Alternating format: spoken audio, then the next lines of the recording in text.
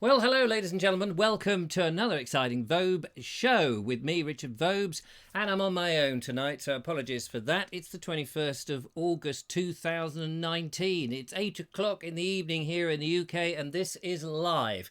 If you are watching it some other time in a different place, then it is a pre-recording, and I'm sorry about that. Anyway, welcome to the Vobe Show. We are, sound like a donkey there. We're going to do some coffee tasting on today's show. We also have some bits and pieces and some news and a discussion for you, which is great stuff. But before we do any of that, let me just make sure that I can see who is out there and that we have a nice array of people to chat to. So I'm just whacking out my pop-up little chat room thing so I can talk to you and have a look and see who's there. The lovely Julia is there. I'm afraid the lovely Julia couldn't make it today. She's had a baby, as you know, and if you tuned in last week, you would have seen the lovely Joseph. And little baby lying by the fire. Lovely little baby he is. And he's now 21 stone. It's amazing how much weight. You know, she's been feeding him on the breast non-stop. And he's just like a barrage balloon. A great big bouncing baby. So don't bounce the baby. That's not what you're supposed to do. No, he's lovely. He's lovely. He doesn't actually look any bigger. He still looks very wee. But apparently he has overtaken his original birth weight. Now, you might think that's a bit odd because he's been, he was born on the 10th and we are now the 21st. So he's 11 days old. And you might think, well, that's a bit strange. How come he's only just taken over his birth weight? Because apparently once they're born, they get weighed. And then for a couple of days, zip, they lose their body weight just a little bit because they're normally fed through the old fallopian tube. That's no longer an issue, and it's got to learn, this little baby's got to learn how to feed itself via the old mush. And he's done that, and he, by golly, he likes a good guzzle, he does. He's in there and in the off licence of an afternoon, having a look at the big bottles on there with the lovely pretty colours, and he says, I'll have that one there, the methylated spirits. No, that's when you're 5. You can have that one. So, yeah, he's doing very well. Anyway, so he was born at 4.6 foot, and now he's a little bit more than that. So that's terrific. So good, well done to you. Let's see who else is there. Hello, Barbara Charles. Good evening, fellow inmates, she says. Robert Croser is there. Jeff Kellison. Hello, Jeff. How are you over there across the pond? We've got Robert Croser. Hello, Robert. Ricky Bryan. Lovely to see you. Cynthia Walder. Hello, Cynthia. Dave Ford. Good evening, all. Hi, Dave. I noticed you've got another video out. Walking the old dog. Whoa! Or is the dog walking you? That is the question we want to ask.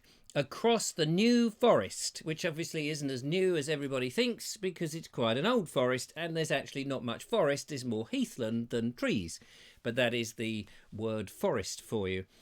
Which is very nice. Kevin All says, I couldn't find you. We were looking too far north. That's the trouble. I'm down here in the south, right on the south coast, in a back room in Worthing, where the sea will one day, thanks to global warming, lap up across my warm tootsies, which would be nice because I like paddling. It'd be nice. I'll be like a swan. Yeah. Excuse me. I'll be paddling really fast, and the top after me will be very serene with an incredibly long white neck because, you know, that's what swans do, don't they? They swan about. Now, I just want to get rid of this screen, make sure that screen's working. Presumably you can hear me all right and everything is going fine, spickety-boo, which is great. Now, we do have here, sent in by the very lovely Christopher Jackson. I don't know if Christopher Jackson is watching, but we do have a What's in the Box sent, ladies and gentlemen, all the way from France. So that's very nice. From France. Now, I mustn't show you the address because it'll reveal where it's from, or indeed my address, but you can read the barcode if you want. Can you read that? Yeah. There we are. You can read the barcode. I don't know what that tells you. It probably tells you that there is lager, some ales, a couple of wines, perhaps a vodka, you know, that kind of code. It's a shame it doesn't have a dress code on there. Otherwise, we'd all be wearing a nice tie, which would be lovely. Anyway, unfortunately, I'm not going to do that tonight. So, Christopher, if you're watching, we're going to do it next week. Next Wednesday, we're going to do this one. But thank you so much for bringing it in. What's in the box? As I said on my podcast, The Naked Englishman, which if you're a patron, you get this from me every day. It's very boring. You get it every day. It does look like the size of a pint glass. You could probably get a pint glass in there quite comfortably. But by the weight of it, I don't think it is a pint glass. I think there's something else in there. Hopefully there's some clues. So I haven't taken the outer wrapping paper off. Is it a toilet roll in the box, says Kevin Orr? You'll have to guess next week. The reason for doing that next week, ladies and gentlemen, is purely because the lovely Julia couldn't make it this week. She's got her lovely mum over, the lovely, delightful Helen, over for the day, and they've been busy doing baby stuff, you know, nappy changing and taking her out for slap-up meals or just a slap, whichever is the easiest.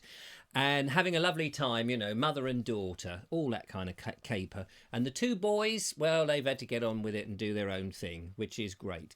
And in fact, Elijah has been teaching baby Joseph how to strip wallpaper. So useful tools, useful skills for the world of the future. Anyway, so that's what they've been. And Julia couldn't make it because she hasn't got the car and I was too mean to go and pick her up. You know, I'm like that. So there we go. So that's that. Because really, I wanted to be there because it was Mr. Jackson's box, she says. And I said, don't worry, we'll do it next week. You'll have to make an appointment and you can come in and be on the show. So that's what we're doing. However, this week, ladies and gentlemen, I've been over to Pluckley again. Not ghost hunting, although if you watch the video that comes out tomorrow, you may think that there was a ghost involved because there was a mysterious apparition right at the end. It's very mysterious. It is, you might say, a hoot. But you'll have to watch the video because I went back to Pluckley. You remember I went there, what was it, 2 weeks ago? And I went to see the lovely Mr. Smith, Richard Smith, who is the tea guru. He's also a coffee guru. In fact, you could say he is a tea and C guru. He knows his T's and C's. And tea and coffee, that is, of course. So I thought I'd go back there and find out all about coffee and the blending process, the roasting process, and the tasting process. We made a video, and it will be out tomorrow on the Bald Explorer channel. But before I was ushered out of the door... Oh, I'm having a text message come in here. I don't know whether that's me. Someone saying we're not on there. Are we still on there? I always get worried when my phone makes a little text message. Let's just double check that. Yeah, no, we seem to be there. What was I saying? Yes, before I was ushered out of the door, you know, kicked out of the door and told to get on my way, the lovely Richard Smith handed me a big bag, as you can see here, of coffee beans, freshly roasted. The smoke was still coming in from the back room, and the heat of the blaze of the roasting was quite severe. And in fact, as the very nice stout fireman lifted me up with his firm hand and threw me onto a stretcher to get me out of the burning building, Richard said, don't forget to take some of these beans. So we could play What's in the Bag tonight, but I feel that if we play What's in the Bag, it'd be a short-lived game because actually you probably read on there, it is Colombian coffee beans. So I thought we would have a go at, well, I say we, it's me, isn't it? I thought I would have a go at sampling some of this lovely Colombian coffee beans on the show to whet your appetite for what I get up to in tomorrow's video. Is that all right? If it isn't all right, tough. So let's see what other people are saying. Hello, Richard, says Jordan. Hello, Jordan. Lovely to see you there. Jordan says, congratulations to Julia for your new and latest arrival. I would like to know, ladies and gentlemen, are you coffee drinkers? Do you like coffee? What is your favourite type of coffee? If you go into a coffee shop, some people, I've still seen it, some people go into a coffee shop and they are still miffed. They go in and they go, oh, I don't know about all this fancy coffee stuff. Oh, and there's all this charts of different names and all that. And they go, I just want something warm and brown. And what they mean is a just, instant coffee. It's funny, though, because some people do like instant coffee, but you don't seem to be able to get that from a coffee shop. You automatically are going, oh, okay, I'll just give you an Americano or some such thing. I've just noticed that Linda Kane, who is very smart on the uptake, says, we could play a game, she says. How many beans are in the bag? Which would be a great game. Only, of course, I would have to count the beans by the end of the show to tell you whether you were right or wrong. And I'm not really prepared to do that because actually once I get past the number of digits on my hand, I get very confused. So I want to know, what is your favourite type of coffee? Are you somebody who prefers instant coffee? And what type of instant coffee do you like? You don't have to mention brands. You can just say, you know, very strong or dark roast or whatever. Or are you somebody who's a bit more a coffee aficionado? Are you a coffee aficionado? And do you know your kind of coffees and what sort of coffee? And do you know the region of coffee that you like or the blend of coffee that you prefer? You know, we were talking about civet coffees the other day, but apparently civet coffees is all old hat. There are, Richard Smith was telling me, a much more superior and far more expensive type of coffee, but who wants to do the job of going around in an elephant turd looking for it? I don't know. So there we go. Linda Kane says Americano with a dash of cold. Why a dash of cold, Linda? Espresso after a meal. What, I'm curious about the dash of cold. Is that so that you can drink it quicker, or are you just not prepared to let it go down? I mean, you'd be having an Americano and then adding more water to it, which would effectively thin it out, I would have thought. But there we are. Christopher Jackson. Hello, Christopher. We've got your box here. Don't know if you were aware. We are going to do it. We're going to do it next week. I'm ever so sorry. Thank you so much for sending it, because Julia couldn't make it, you see, and she said, don't do it, don't do it, don't do it. So I climbed down off the building and I said, what are you talking about? I wasn't going to throw myself off, lovely Julia. I've got better things to do than that. She said, no, don't do what's in the box, Christopher Jackson's box, until I can make it on the show. So I said, all right, calm down. She was about to shave all her purple hair off and everything. I said, don't do that. The audience won't like another baldy in the show. So that's what we're going to do next week. So that's okay. Anyway, nice to see you there. So Christopher, he says, a aficionado likes fish. A coffeeonado is for coffee. Very good. There we are. Are you a coffeeonado? Are you? Maybe your name is Leo, and you're. Yes, that's right. Sometimes I don't even have to put the punchline in because they're so bleeding obvious. The Amazing Explorer 101 says, hello, everybody. Hello, Amazing Explorer 101. Linda Kane says milk. Oh, is that a dash of cold? Is that what you mean by the dash of cold? I thought you meant cold water. Oh, I see. Anne Osborne likes frothy coffee. Now, what do you mean by frothy coffee? Anne, is that just coffee that's been put into a liquidizer and blended up to make it frothy, or is that with milk? Is it the milk? Henry's Adventures. Good evening to you. Hello. Thank you for joining me. Lovely. I loved the video you did on the ferry. That was very nice. I enjoyed all of that. I was waiting, though, with the ferry, you know, to flap its wings. And oh, wait a minute. Not a fairy. No, sorry. Wrong type of ferry, isn't it? Kevin Hall says, don't start Richard on coffee. We were in the services. What services? What, the RAF or the Navy? What are you talking about? In the services? Oh, in the petrol station services. The girl behind the counter asked if he wanted their new Colombian coffee. That started Richard LOL. In what? I can't even remember that. She wanted the new Colombian coffee. Andy Dalgleish, he says, had to give up the caffeine. Now drinking Azira decaffeinated. Fantastic taste, just like the real stuff. Well, that's an interesting conundrum, isn't it? Are you somebody who likes to decaffeinate your coffee, and can you taste the difference, and do you get a kick out of it? Now I never really can sense that I've had a kick out of coffee, even if I have copious amounts. I never really get that buzz that people talk about. I don't know why. I don't know what it is I'm supposed to be imagining. You know, I know we might talk about ley lines a bit later on. We may do, we may not, because there's something on here I need to show you. And I know that when I was with Mark English, Mark said to me when we were in Avebury, he said, oh, I can feel the energy in this room. We went into a little place opposite the Red Lion pub, and he said, oh, I can feel the energy in this room. And I'm thinking, what energy? I can't feel. Why is it I can't feel any of this stuff? Are these people making it all up? Are they inventing this? I don't feel anything. Don't feel the kick in the coffee, and I don't feel the energy from the ley lines. So, you know, I'm obviously thick as a plank here. Jonathan Beluzic. Hello, Jonathan Beluzic. Lovely to see you, matey. He says, as does Smart Price instant coffee. That's what I drink. Fair enough. What can you say? Robert Croser. He says that he's on too much coffee tonight. I haven't had a coffee yet. I'm waiting to try the Kent and Sussex Tea and Coffee Company's Colombian coffee beans, which we shall do in a second, ladies and gentlemen. I just get through some of these comments for a start. Instant coffee, Alta Rica, until they changed the recipe, although denied they had. Oh, right, Alta Rica. Is that a bit like Alter Ego, or is it something else?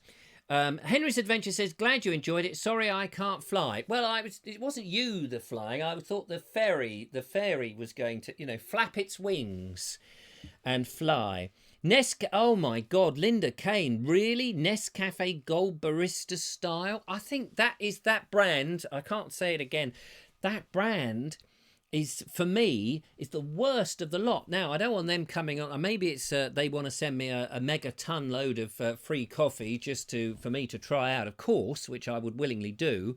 But I've often go to offices and things when I'm doing my corporate videos, and they have these great big drums of it that they buy because it's cheap.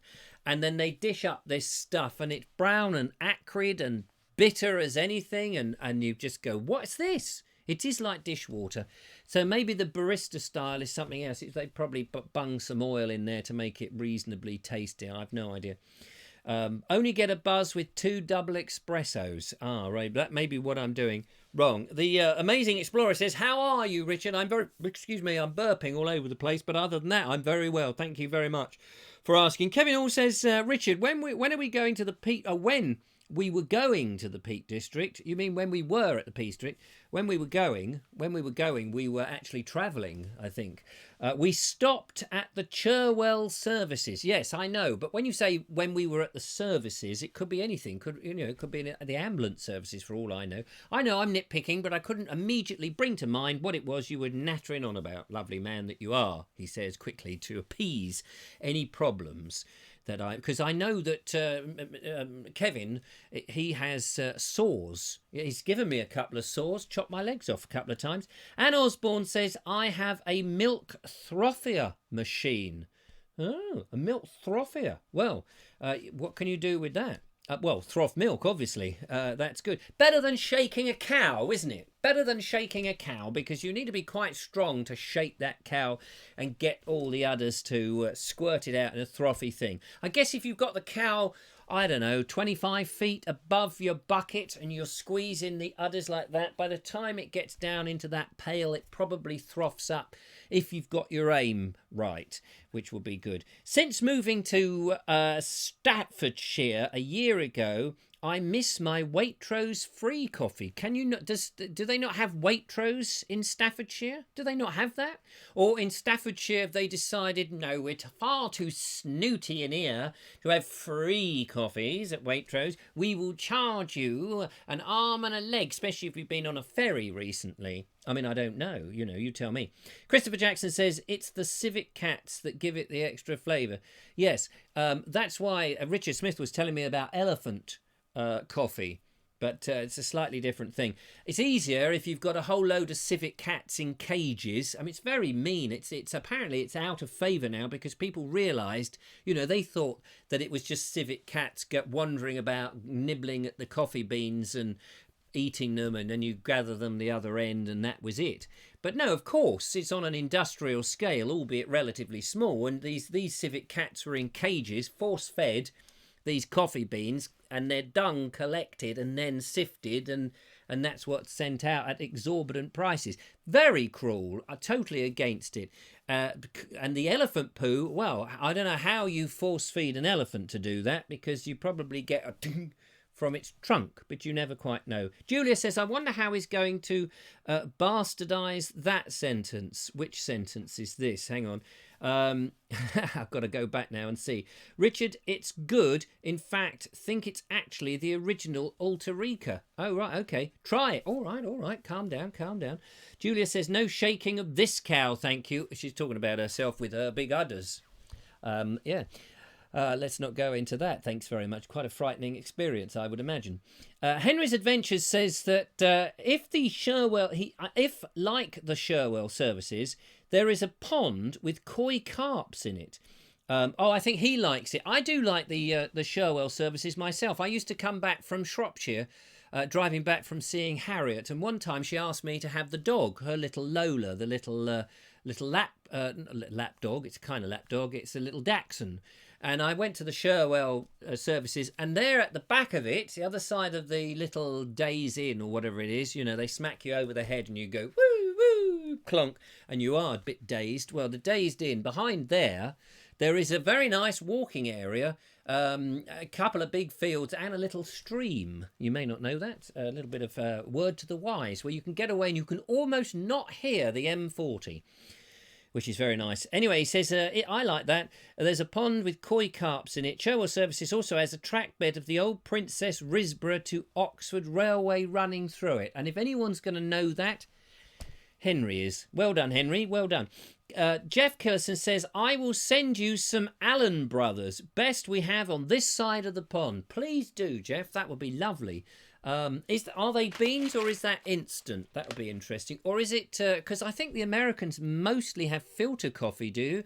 Or do you do other types? Now I know you have the sort of barista machines and all of that, but I can't remember now what's the norm over there. I don't think we do filtered coffee quite as much over here anymore.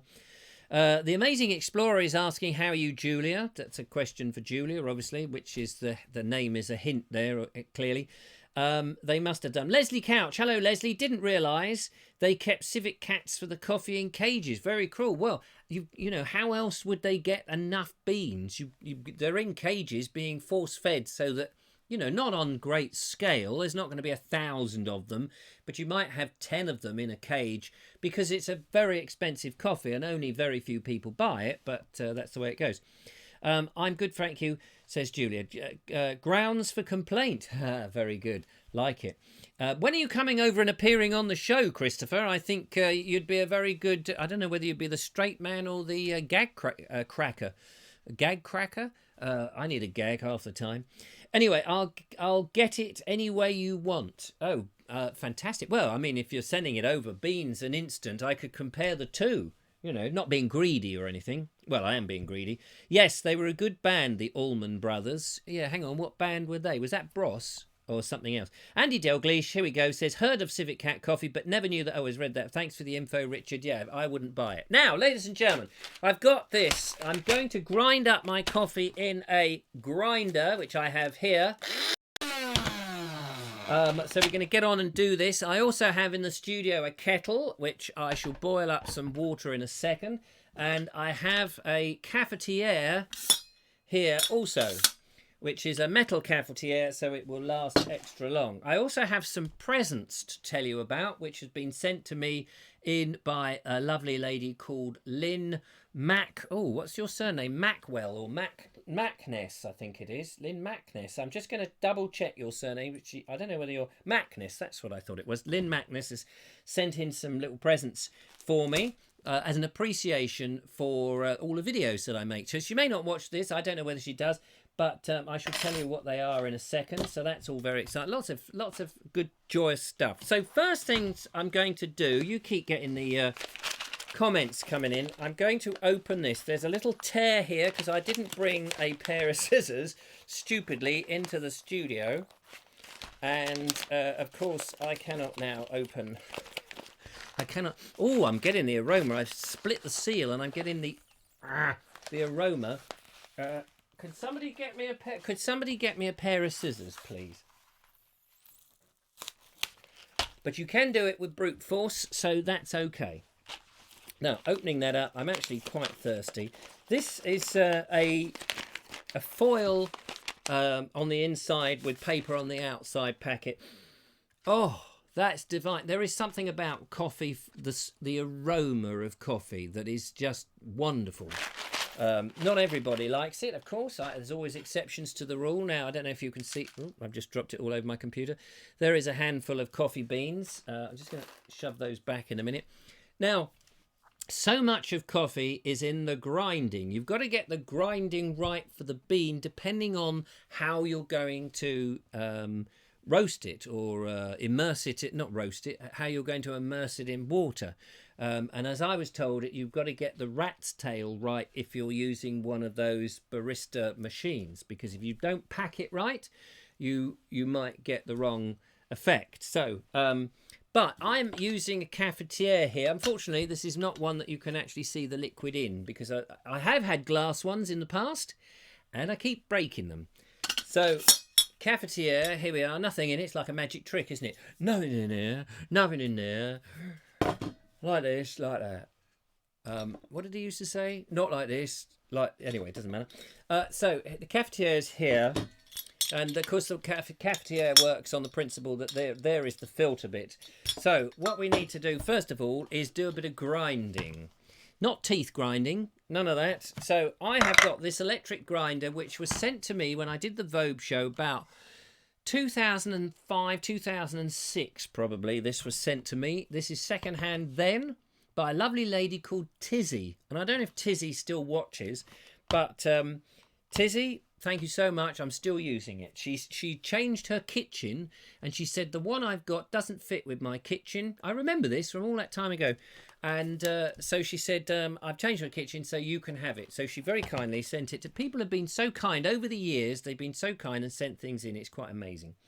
So I know roughly how much I have to put in on this little grinder, which isn't a huge amount. This little grinder and this, for me, they call this a 2 cup, but it's really a 1 cup. So anyway, always seal it up. Always seal it up to stop the air coming in. By the way, you should buy local. You don't have to buy it from the Kent and Sussex Tea and Coffee Company, of course. They only supplied it to me, and they're very nicely at tea-and-coffee.com, which is if you want to check them out. But better than buying it from a supermarket, buying it from a local producer, because by the time you get it from a supermarket, it's probably about 6 months old since it was roasted, generally, and it won't be fresh. Worse, if it's already been ground. Coffee doesn't have a very long life, and if you really want the best flavour, you've got to get on with it. So, here we go. Excuse me, ladies and gentlemen, there's a slight loud noise. Going to be a bit of a loud noise. I'm going to do the grinding over here.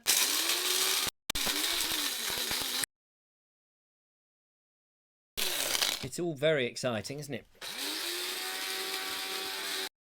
The grind for one of these is that the cafetiere is that it's quite rough. It's quite rough, but not too granulated, but not too powdery, because if it's too powdery, it will go straight through the filter. So it's very important you get that right.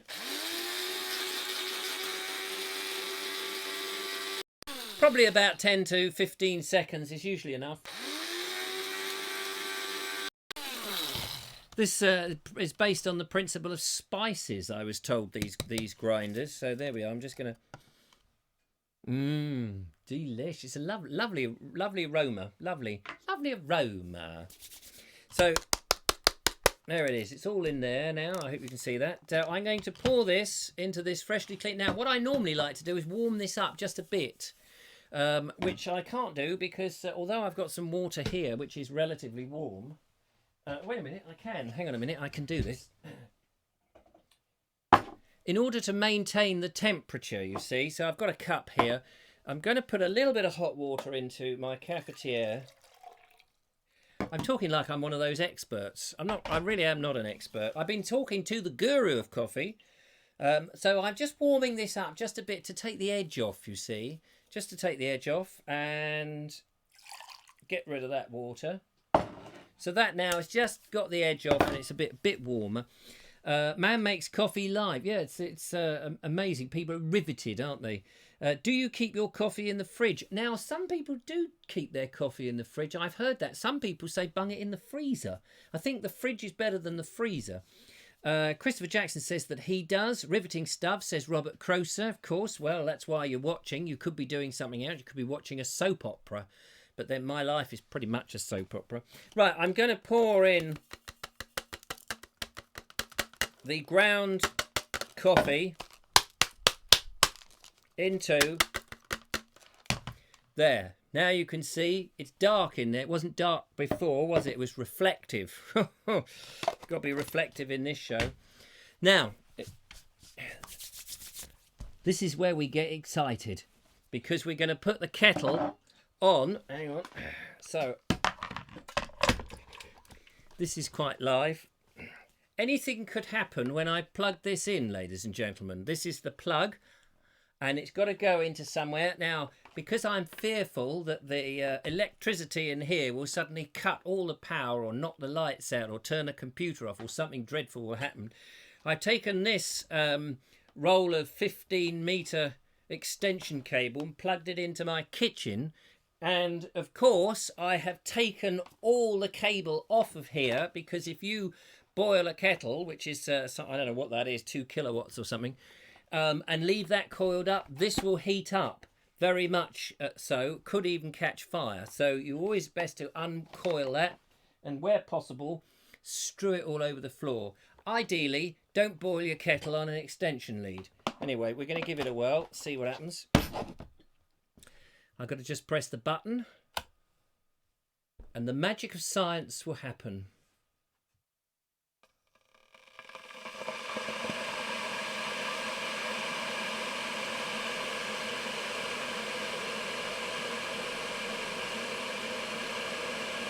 And there's no point me talking over it, because it sounds like some industrial factory is here. Yeah, Barry, me and the boys are going on strike, not enough pay.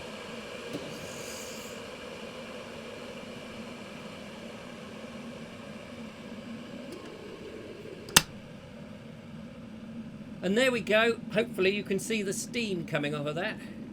Can you see that? And it's turned itself off. Right, I shall unplug that. I shall get rid of the power cable. Now, what you don't want to do is put the hot boiling water straight on your coffee. A lot of people make this mistake, but you don't want to. I'm sure you are all very intelligent people. You would never do this. So I always just let it have a moment. Let it have a moment to calm down.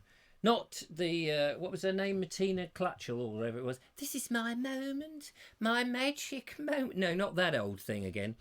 Best coffee comes from my 60-year-old Pyrex percolator. Oh, lovely, 60-year-old Pyrex percolator. Then trip over the cable. Well, there is that, of course. Right, that's just, water needs to be off the boil. Thank you, Linda. I'm just doing that. Robert Croser says, watching Deathline, a classic horror film about cannibals living in the London Underground. How could you watch something as monotonous as that when you could be watching a man making coffee? So it's just off the boil. I'm quite happy with that. And I'm now going to pour this slowly into my cafetiere like this. Quite happy with that. Taking a long spoon, and I'm going to give this a jolly old stir, because I'm a bit of a stirrer.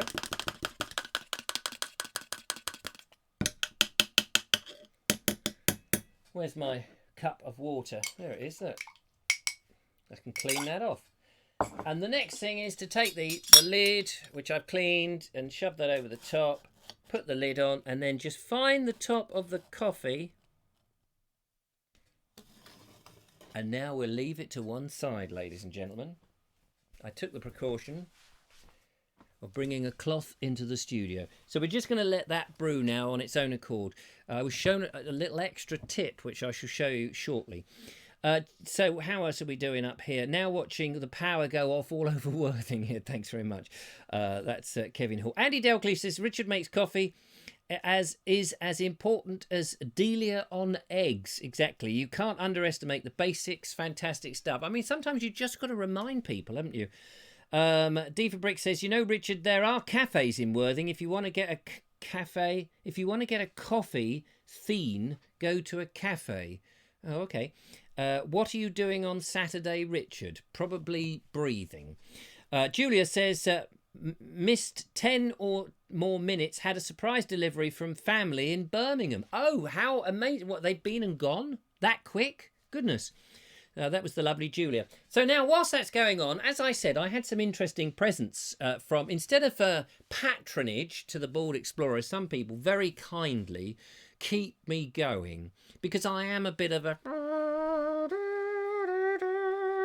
a sad old man, really.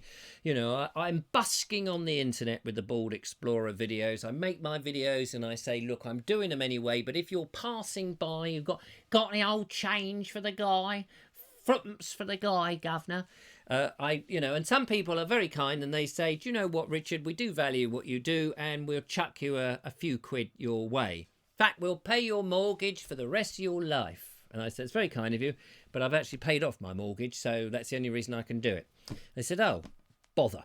But anyway, they might make a donation of a price of a cup of coffee or a price of a bag of chips or something like that, or a price of a Mercedes-Benz, whatever happens to be, floating their boat at that time. Water, I find, is the best thing for floating boats. I don't know if you've tried that, but that's usually the thing. But one lady said, I'm not going to do that. I'm going to send you some prezzies. So I'm going to show you what prezzies I've got. One thing I was talking about only the other day, ladies and gentlemen, was ley lines came up. And I said I was going to buy this book and she's already bought it for me. The Old Straight Track by Alfred Watkins. First published in 1929. A thick book with tons of words in it, which I shall read. I've already read about the first few pages just to understand what the hell it was about, just to remind myself. Ley lines, because I thought it'd be interesting to go and follow some of these ley lines on an expedition and, give you chapter and verse and history about how it came about and what the theory is and the openings. Now, I know before 1929, when Alfred Watkins lay a ruler on a map and started to look for these things that lined up, they were no such thing. But all of a sudden now everybody's talking about them as if they're the mysterious energy lines or ghost lines or this line or that line. And I think to myself, what a wonderful world. No, I think to myself, well, Alfred Watkins made this up. You're all jumping on the bandwagon and going, oh no, I could come up with some special line, or I could come up with some theory about something, and people will get on the bandwagon and say, well, no, your theory is wrong, but actually it's a supernatural thing, and before you know it, a new cult will be set up. Anyway, so that's one book that came in, which was very nice. So there we go. Now the next one is this is a classic, and funny enough, I do not have it. It's 10. I nearly said 1966, 1066, and all that. A very famous book that came out, I think, in the 30s, if I've got that right. It's a sort of potted history. Well, presumably up until the 30s, before the Second World War clearly started, in a humorous fashion. And of course, there's the famous plays that people put on, or the songs based on this book. 1066 and all that. I was going to read some bits out of it, but I'm not. I don't know why. I just couldn't find a particularly humorous bit which would be relevant for the show. There's some very good bits. Also, to go with the ley lines, I mustn't forget this little compass. I think Lynn was worried that I was getting myself lost, so a little compass to go round my neck so I won't lose myself. Thank you, Lynn. Very, very thoughtful. Also, she sent me, because she watched the video where I got soaked and the rain started, so she sent me this. This is an emergency poncho, it says on there. It's a plastic mat, basically, that goes over your side. Interestingly, it's got a picture of a fire on the side. Personally, I wouldn't be wearing this anywhere near a fire, because I imagine that's plastic and would probably melt on you and give you third-degree burns. So probably not a good idea. But it does say it's ideal for camping, fishing and caravans. So if you're in a caravan that leaks, this emergency poncho is just for you. I think what she wanted me to do is, because she saw I got soaked, she thought, Richard, you better put it on, because you never know, when you go out you might get wet again. And she's quite right. So, it's something that I can have. Finally, she also sent me one of these. A number of people have said you should carry one of these when you go walking, and it is a first aid kit. I haven't opened it out of the bag, actually, so I'm going to open it out of the bag, because I don't know what's in the first aid kit, to be fair. What do you think? Here's a question for you. What do you think should be in the first aid kit if you're going out and about walking? What should you carry? That's what I would be interested to know. Let's have a look and see what the comments are. Henry's Adventure says, No one knows who invented the bandwagon because everyone says it was their idea. Yeah, that's a very good idea. Whose band, I want to know, was on the wagon and what were they playing? Not a bit far from me. I mean, 3 miles, says Robert Croser, obviously in apropos or something, but I don't know what he's talking about. Brandy. Here we go. You should carry brandy. Well, let's have a look to see if there's any brandy in here. Opening the zip and having a little look to see what's in the emergency supply. What should there be? Now, if it's my emergency kit when I'm out walking, doing my videos, firstly, there should be a spare battery for the camera. That would be good. Probably a spare microphone, a tie clip, a little tie clip for that would be another thing. An extra lapel mic would be good. Probably a spare recorder, just in case I've lost one of those, which I think would be good. Perhaps a nifty 50. That would be handy. That's a lens, by the way. That would be, you might need that in an emergency. A telephoto as well, possibly. That would be handy. Spare set of legs. A set of baby legs. Baby legs is a tripod that's actually only this big. Especially designed in the movie industry, so you can get those really super low shots. Perhaps a gimbal would be useful, but I've got a suspicion that Lynn didn't spend that amount of money on the first aid kit here. So let's see, what else do you think there should be? Spare socks and a poncho. Well, I've got the poncho here, so that's quite antiseptic wipes, plasters, dry socks, says Linda. Tea bags and a coffee sachet. That's very good. Mobile phone whistle. A mobile phone whistle. What is that? What is a mobile phone? I'd love to know what that is. So I'm going to take all the contents out here and I shall tell you.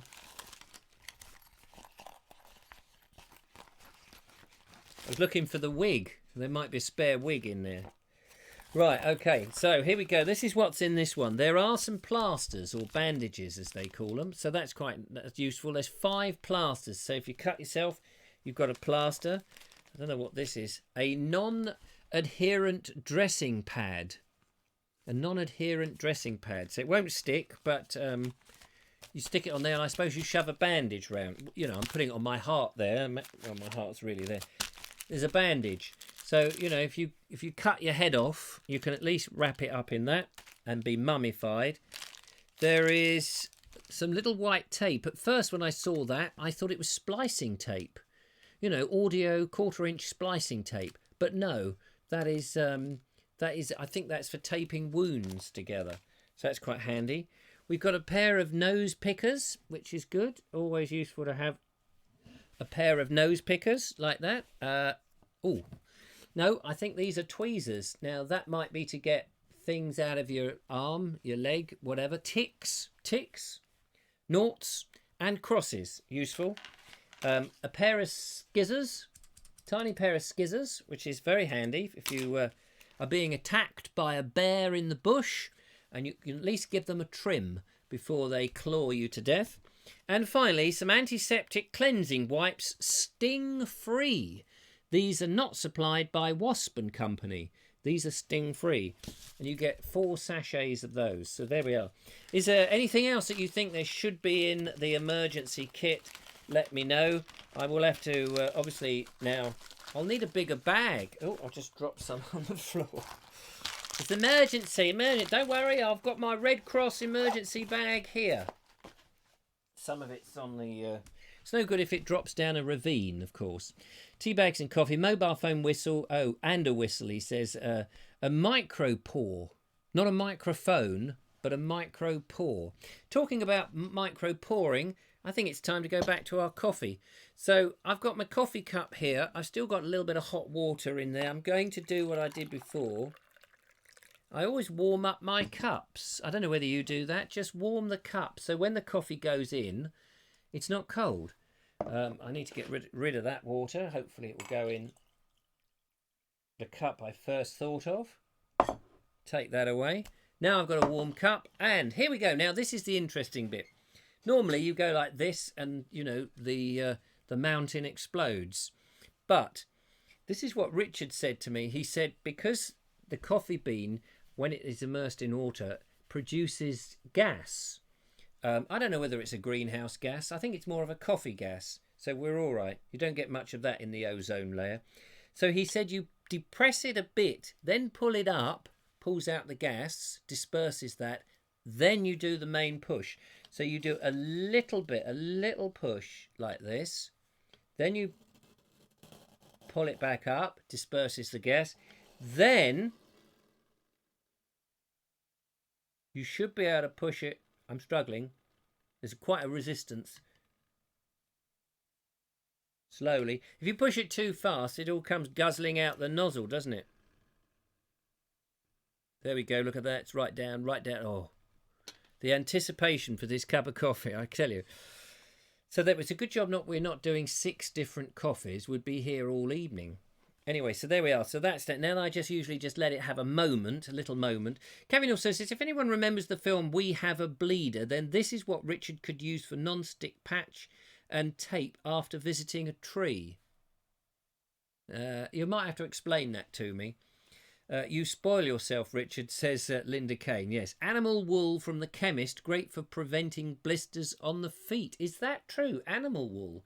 When you say animal wool, what kind of animal are we talking about? So, Kevin, are you going out for a walk with Richard? Daniel's asking questions that are not relevant to the subject that we're talking about. Daniel, try and stay on topic. If you can stay on topic, that will be good, because throwing in spanners doesn't really work.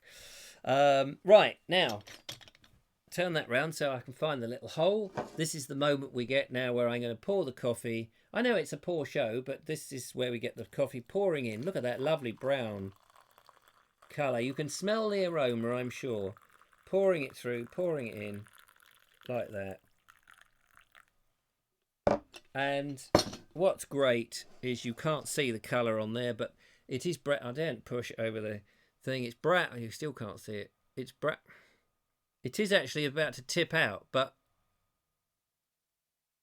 anyway, take my word for it. I can't show you the visual, but it's brown with a nice light brown froth on the outside. Let's see if there's any more in there to try and fill it up a bit.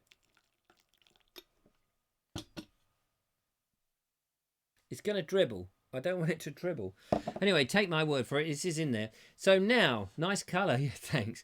Now I'm going to sample it. Let you know how lovely it is. It's a lovely smell. It's quite a deep coffee smell. It's not got chocolate notes. I can tell you that much. You know, sometimes they go, oh yes, it's got notes of chocolate and Brazilian nuts. I don't. It's quite a dark mid-range, mid. I would say, I don't know whether this has got a number. You know, in Britain we have them on numbers of strength. Doesn't say, but I would say it's about a 2. 3 being the average, 2 being slightly stronger. That's where I'm going to go for. Oh, now I don't put sugar and I don't put milk in coffee. That's this. This will keep me awake all night. Strong. It is strong. Now, maybe because I've made it strong, I maybe have put too many beans in the thing, because I've got an average thing. Sometimes I do that. Let me just try this. What you're supposed to do is do this. That's what Richard was showing me. Trouble is, I drink it immediately. You're supposed to spit it into oh, what did he describe it was? This water flowing reservoir or something, which takes the effluent away. Fancy. That is nice. Now I couldn't drink this every day. I have to say I couldn't drink this every day. This would one of these probably in the morning, wake me up, probably get a big hit out of this. I don't know if Richard's watching. I do like my Dow Egberts Instant. Shush, don't say anything. I do like that as a general drink. But this is when I want something special. When I want something special, then that's the sort of thing I want to drink. Excuse me. Now, we've only got 8 minutes left in the show, more or less. 10 minutes or something like that. Well, you can do the Vobe show until 1 in the morning, says Daniel. No, I can't. I can't do the Vobe show till 1 in the morning, as it happens, because I have a life. I will explain next Saturday. Jolly good. Nice colour. It was a lovely colour. And anyway, that was that. It's very nice coffee. teaandcoffee.com. Check them out if you want to, or find your local branch, whatever. Delicious. And there you go. That's how you make your coffee. Before we go, I wanted to get into one other thing. I was watching a YouTube video earlier today. It popped up. You know, sometimes you get the usual stuff that pops up, and the algorithm is doing its best, and it pops all this nonsense up, and you watch all of that. And then occasionally you get the oddball popped up. Hang on, I need to just fiddle with my eye because I've got a load of gunk in there. Ugh, that's disgraceful. Yeah, so just so you know, I wiped it on my handkerchief, not on my underpants. Yeah, so I was watching this YouTube video and it came up and it was talking about how we in the modern world are more depressed than we ever used to be.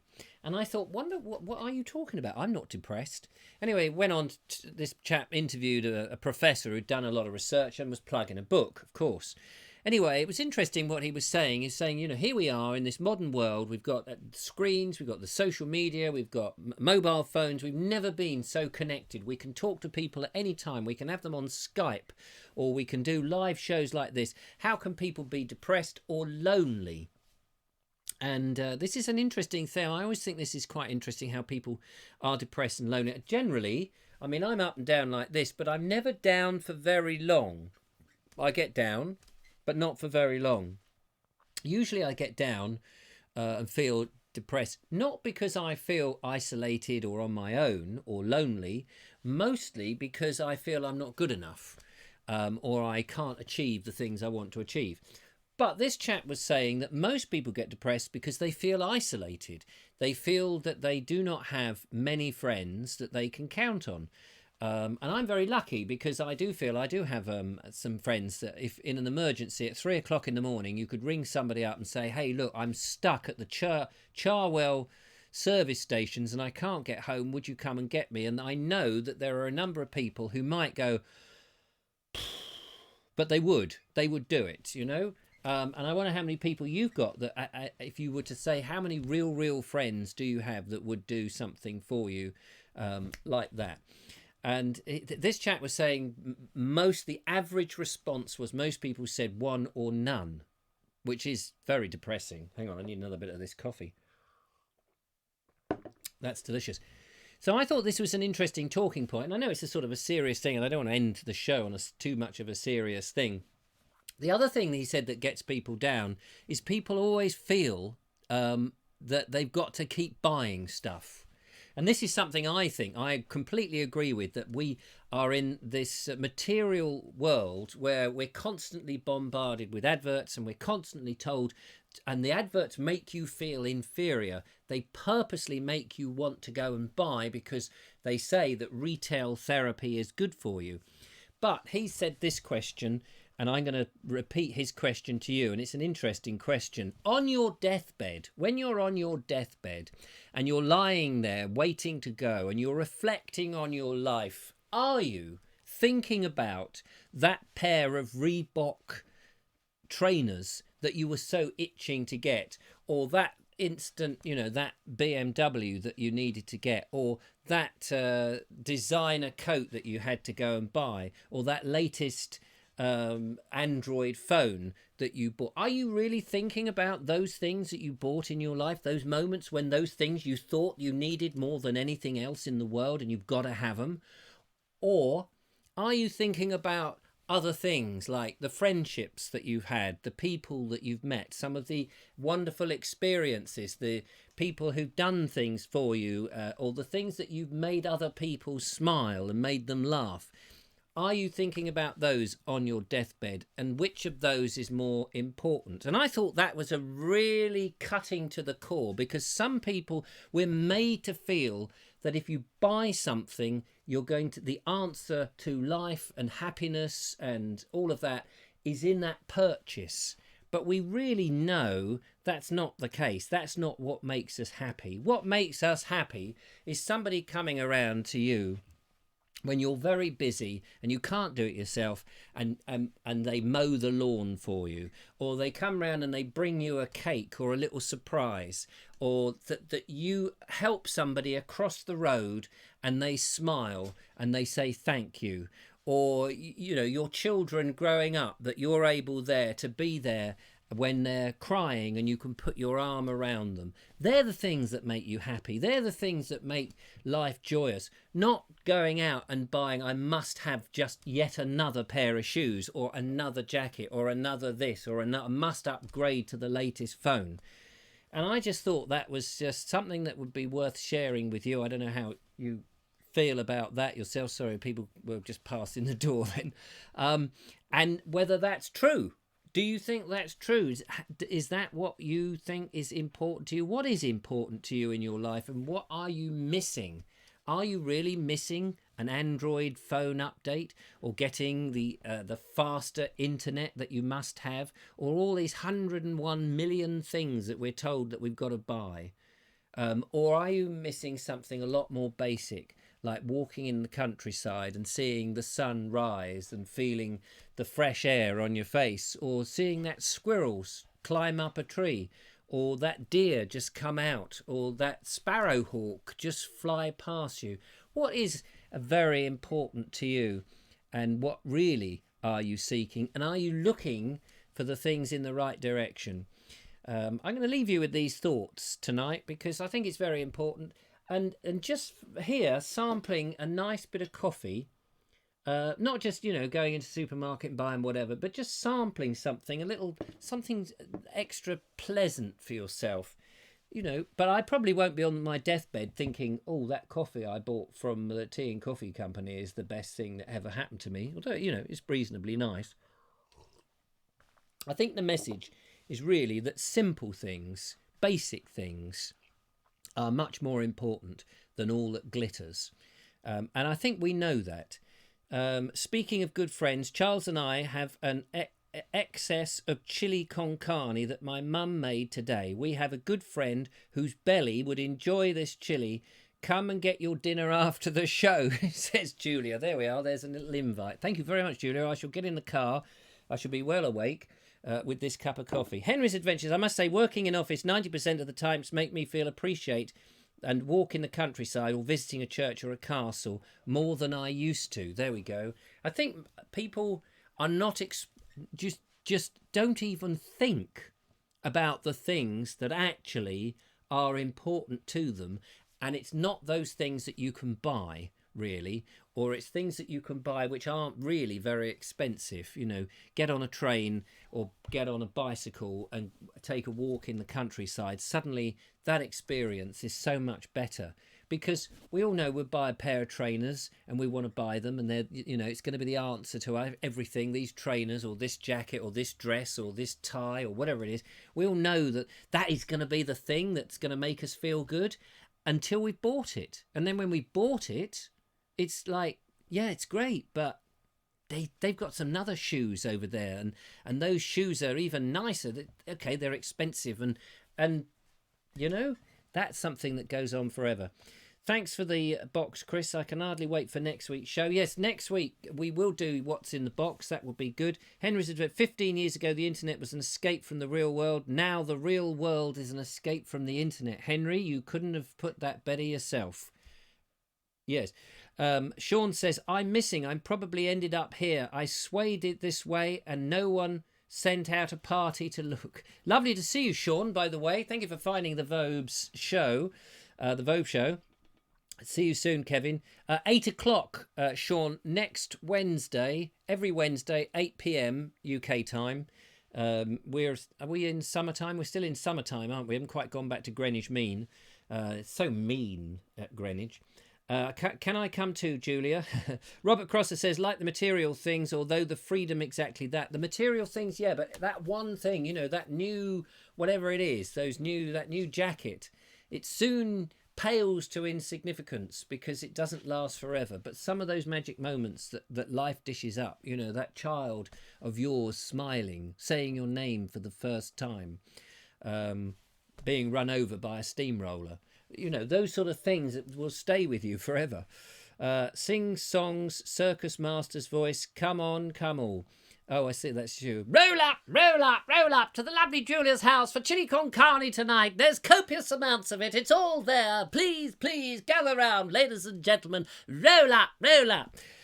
Richard, I'm now working in a charity shop. Thank you very much for telling me that. Apropos of not very much, but it's very nice to see. I'll have to come into your charity shop and see what goods you've got in there. But working for charity, that's another thing that makes you happy. I think we have come to the end of the show, ladies and gentlemen. Thank you for watching. The coffee has been lovely.